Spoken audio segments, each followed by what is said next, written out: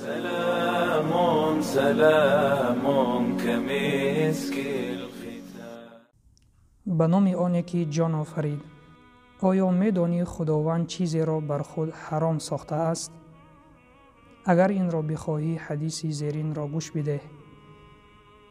الله سبحانه و تعالی در حدیث قدسی می فرماید: ای بندگان من ظلم و ستم را بر خویش حرام کردم و میان شما آن را حرام ساختم، پس ظلم و ستم نکنید.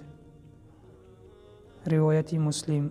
خداوند در این حدیث ظلم را بر خویش حرام کرده است، یعنی خداوند هیچ وقت به بندگانش ظلم نمی کند و این چنین ظلم را در بین ما حرام ساخته است تا ما به یکدیگر ظلم نکنیم. پس ای شخصانی که ظلم میکنید، هر مقداری که ظلم میکنید روز قیامت جزای آن را خواهید دید.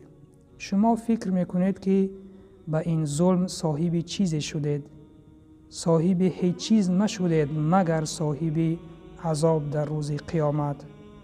پس الان فرصت دارید از ظلم کردن دست کشید تا خداوند گناهان شما را ببخشد و به جنت الفردوس در آمدن بر شما نصیب بگرداند. و یک چیزی را خواستم برای مظلومان بگویم: شما از رحمت خداوند ناامید نشوید. خداوند آن ظالمی که به شما ظلم کرد روز قیامت ثوابهای او را گرفته به شما می دهد و حق شما را خداوند در روز قیامت از آن ظالم کشیده می گیرد و گناهان شما را بر ظالم می دهد اگر ثوابی نداشته باشد. و سلام بر آن شخصانی که راه هدایت را پیش گرفتند.